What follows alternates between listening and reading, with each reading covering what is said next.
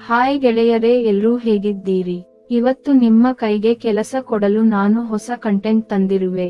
ನಾನು ಶಾಂತು. ಇವತ್ತು ನಿಮಗೆ ಅತ್ತಿಗೆಯ ಜೊತೆ ಆಡಿದ ಮುದ್ದು ಗುದ್ದಾಟದ ರೋಮಾಂಚನಕಾರಿ ಘಟನೆ ಬಗ್ಗೆ ಹೇಳ್ತೀನಿ.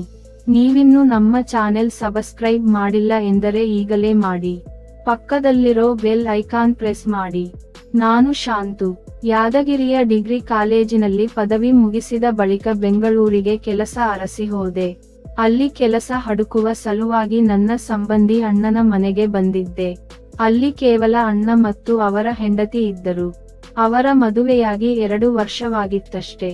ಅಣ್ಣ ರಿಯಲ್ ಎಸ್ಟೇಟ್ ವ್ಯವಹಾರ ಮಾಡುತ್ತಿದ್ದ ಕಾರಣ ಆತ ಹೆಚ್ಚಾಗಿ ಮನೆಗೆ ಬರುತ್ತಿರಲಿಲ್ಲ. ಆದರೆ ಅತ್ತಿಗೆ ನಯನ ಮಾತ್ರ ನೋಡಲು ಸೌಂದರ್ಯವತಿ.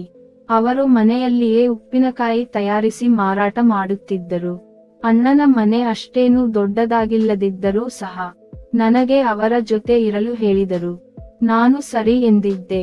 ಬೆಂಗಳೂರಿಗೆ ಹೋದ ಮೇಲೆ ಕೆಲಸ ಹುಡುಕಲು ಆರಂಭಿಸಿದ ನನಗೆ ವಾರದ ನಂತರ ಒಂದು ಕಂಪನಿಯಲ್ಲಿ ನೈಟ್ ಶಿಫ್ಟ್ ಕಾಲ್ ಸೆಂಟರಿನಲ್ಲಿ ಕೆಲಸ ಸಿಕ್ಕಿತು. ಮನೆಗೆ ಬಂದು ತಿಳಿಸಿದಾಗ ಎಲ್ಲರೂ ಖುಷಿಯಾದರು. ಕೆಲಸಕ್ಕೆ ಸೇರಿದ 1 ವಾರದಲ್ಲಿ ಎಲ್ಲ ಕಲಿತೆ. ಕೆಲಸವೂ ನಡೆದಿತ್ತು. ನಾನು ಹಗಲು ಮನೆಯಲ್ಲಿಯೇ ಇರುತ್ತಿದ್ದರಿಂದ ಅತ್ತಿಗೆಗೆ ಅಡುಗೆ, ಉಪ್ಪಿನಕಾಯಿ ಪ್ಯಾಕಿಂಗ್ ಕೆಲಸದಲ್ಲಿ ಸಹಾಯ ಮಾಡುತ್ತಿದ್ದೆ. ಇದರಿಂದಾಗ ನನ್ನ ಅವರ ನಡುವೆ ಗೆಳೆತನ ಬೆಳೆದಿತ್ತು.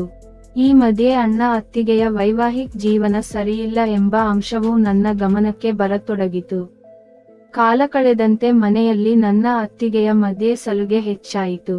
ಉಪ್ಪಿನಕಾಯಿ ಮಾಡುವಾಗ ಅವರು ನನ್ನನ್ನು ರೇಗಿಸುವುದು, ತದೇಕಚಿತ್ತದಿಂದ ನನ್ನನ್ನು ಗಮನಿಸುವುದು, ಅಲ್ಲದೆ ಕೆಲಸ ವೇಳೆ ಬೇಕಂತಲೇ ತಮ್ಮ ಸೌಂದರ್ಯ ನನಗೆ ತೋರಿಸುತ್ತಿದ್ದು ನನ್ನ ಗಮನಕ್ಕೆ ಬಂದಿತು. ಈ ಮೊದಲಿಗೆ ಅವರ ಬಗ್ಗೆ ನನಗೆ ಯಾವುದೇ ಭಾವನೆ ಇರಲಿಲ್ಲ. ಆದರೆ ಅವರ ಸೌಂದರ್ಯ ನೋಡಿ ಕ್ರಮೇಣ ನನ್ನಲ್ಲಿ ಬಯಕೆಗಳು ಹುಟ್ಟಿದವು. ಅವು ಈಡೇರುವ ಸಮಯ ಬರಲಿ ಎಂದು ನಾನು ತವಕದಿಂದ ಕಾಯುತ್ತಿದ್ದೆ. ಮುಂದೆ ನನ್ನ ಸಂಬಳದಲ್ಲಿ ಲೋನ್ ಮೂಲಕ ಒಂದು ಬೈಕ್ ಖರೀದಿಸಿದೆ. ಅತ್ತಿಗೆ ಆ ಬೈಕ್ ಅನ್ನು ತಮ್ಮ ಉಪ್ಪಿನಕಾಯಿ ವ್ಯವಹಾರಕ್ಕೂ ಬಳಸಲು ಕೇಳಿಕೊಂಡರು.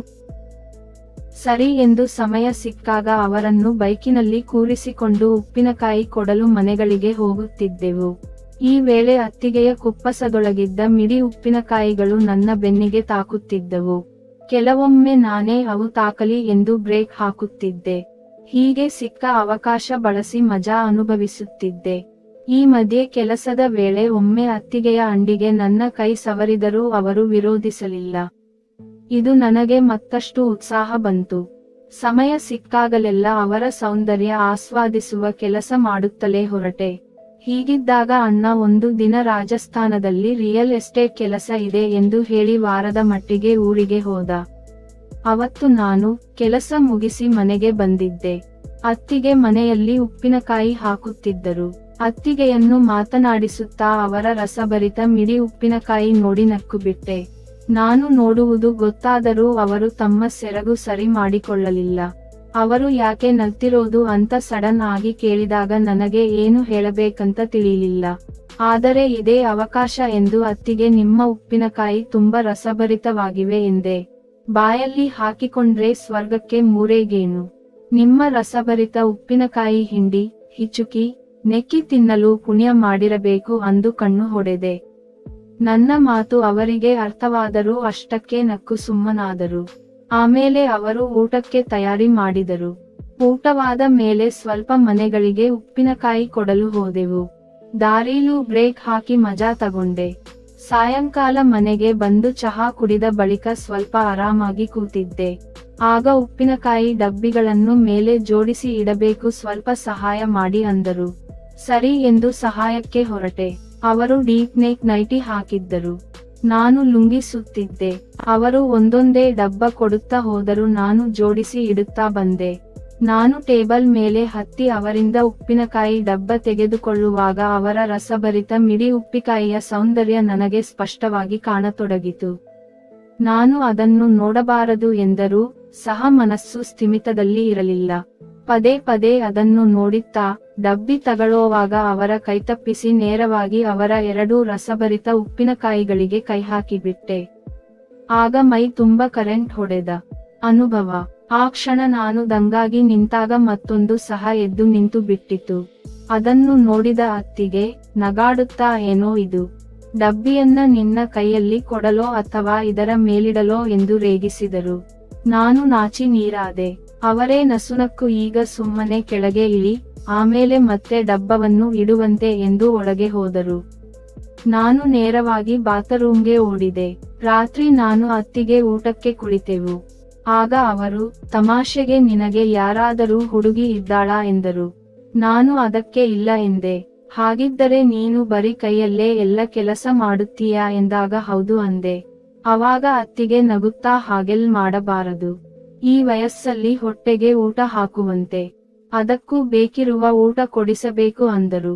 ಆಗ ನಾನು ಯಾರೂ ಇಲ್ಲವೆಂದ ಮೇಲೆ ಹೇಗೆ ಊಟ ಕೊಡಿಸಲಿ ಪೂರ್ಣವಿರಾಮ. ಅಲ್ಲದೆ ಈ ವಿಷಯದಲ್ಲಿ ಯಾರೂ ಸಹಾಯ ಮಾಡುವುದಿಲ್ಲ ಅಂದು ಪೆಚ್ಚು ಮೊರೆ ಹಾಕಿದಾಗ, ಬೇಜಾರು ಮಾಡ್ಕೋಬೇಡ ಶಾಂತು, ನಾನು ಸಹಾಯ ಮಾಡ್ತೀನಿ ಅಂದರು. ನಿನ್ನ ತಮ್ಮ ಸಾಕು ಅನ್ನೋವಷ್ಟು ಸುಖ ಕೊಡ್ತೀನಿ ಅಂದರು. ಊಟವಾದ ಬಳಿಕ ಇಬ್ಬರಲ್ಲೂ ಏನೋ ಒಂದು ಆತುರ. ಅತ್ತಿಗೆ ನಿಧಾನಕ್ಕೆ ಸೋಫಾದಲ್ಲಿ ನನ್ನ ಪಕ್ಕದಲ್ಲಿ ಕುಳಿತು ತಮಾಷೆಯಾಗಿ ಮಾತನಾಡತೊಡಗಿದರು. ಮಾತಿನ ಮಧ್ಯೆ ನಾನು ಅತ್ತಿಗೆಯ ಉಪ್ಪಿನಕಾಯಿಗಳನ್ನು ದಿಟ್ಟಿಸಿದೆ. ಆಗ ಅತ್ತಿಗೆ ಬರೀ ನೋಡಿದರೆ ಹೊಟ್ಟೆ ತುಂಬುವುದಿಲ್ಲ, ಕೈಹಾಕಿ ಊಟ ಮಾಡಿದಾಗ ಸುಖ ಸಿಗುತ್ತದೆ ಎಂದರು. ಅವರ ಮಾತು ಕೇಳಿದ ಕೂಡಲೇ ನೇರವಾಗಿ ಅವರ ರಸಭರಿತ ಮಿಡಿ ಉಪ್ಪಿನಕಾಯಿಗೆ ಕೈ ಹಾಕಿಬಿಟ್ಟೆ. ಅಬ್ಬಾ, ಅದೆಷ್ಟು ಮೃದು, ಅದೆಷ್ಟು ಹೊಳಪು ಆ ಉಪ್ಪಿನಕಾಯಿಗಳಿಗೆ, ಅಂದರೆ ಹೇಳಲು ಪದಗಳೇ ಸಾಲಲ್ಲ. ಹಾಗೆ ಉಪ್ಪಿನಕಾಯಿ ಚೀಪಲು ಶುರು ಮಾಡಿ ನಿಧಾನವಾಗಿ ಅತ್ತಿಗೆಯನ್ನು ಎತ್ತಿ ನನ್ನ ತೊಡೆಯ ಮೇಲೆ ಕೂರಿಸಿಕೊಂಡೆ. ಅವರು ಮುಲುಗಲು ಶುರು ಮಾಡಿದರು. ಅಪ್ಪುಗೆ, ಚುಂಬನ, ತಿಕ್ಕಾಟಗಳ ನಂತರ ನಿಧಾನವಾಗಿ ಅವರ ವಸ್ತ್ರಾಪಹರಣ ಮಾಡಿದೆ. ಹಾಲಿನಂತ ಅವರ ಮೈಬಣ್ಣ, ಬೇಲೂರ ಶಿಲಾಬಾಲಿಕೆ ತರಹದ ದೇಹ ಸೌಂದರ್ಯ ನೋಡಿ ನನ್ನ ತಮ್ಮ ಸೆಲ್ಯೂಟ್ ಹೊಡೆದೇ ಬಿಟ್ಟ.